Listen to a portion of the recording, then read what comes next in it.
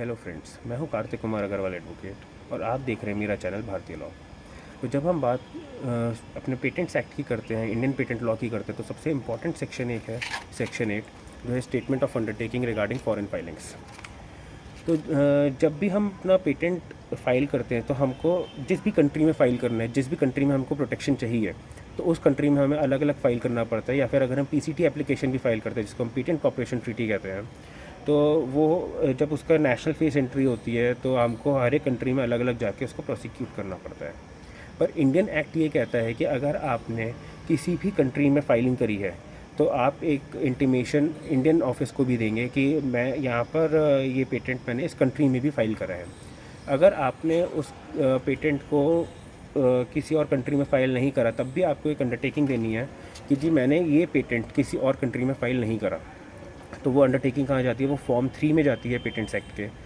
और ये हमको 6 महीने के अंदर, यानी कि जब आपने फ़र्स्ट टाइम यहाँ पे इंडियन एप्लीकेशन फ़ाइल करी तो फाइलिंग के 6 महीने के अंदर आपको ये पेटेंट ऑफिस को बताना होगा कि जी मैंने कहीं और फ़ाइल नहीं करा, या फिर मैंने इंडियन कंट्रीज़ में फ़ाइल करा है, साथ में उसके स्टेटस के साथ। और जैसे ही आपने किसी और कंट्री में हो सकता है आपने जो है इंडियन एप्लीकेशन पहले फ़ाइल करी हो और उसके बाद आपने किसी और कंट्री में फ़ाइलिंग करी हो, तो वो फाइलिंग करके या फिर उस फाइलिंग में जो और कंट्रीज़ में फ़ाइलिंग हुई है उसमें अगर कोई एग्जामिनेशन रिपोर्ट आती है, कोई ऑब्जेक्शन आता है, तो उसके बारे में आपको पेटेंट ऑफिस को 6 महीने के अंदर इन्फॉर्म करना होगा, जैसे ही वो ऑब्जेक्शन आता है या जैसे ही वो पर्टिकुलर फाइलिंग होती है।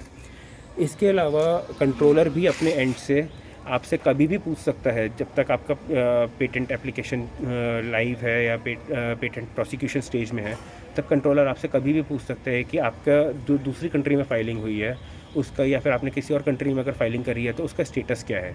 तो उसके भी रिस्पांस आपको 6 महीने के अंदर, जब जब कंट्रोलर रिक्वेस्ट इशू करेगा, उसके 6 महीने के अंदर आपको पेटेंट ऑफिस को बताना पड़ेगा। तो एक ये आज छोटा सा टॉपिक था जिसको मैं डिस्कस करना चाहता था। तो अगर आपको ये पसंद आया हो तो please do like this video.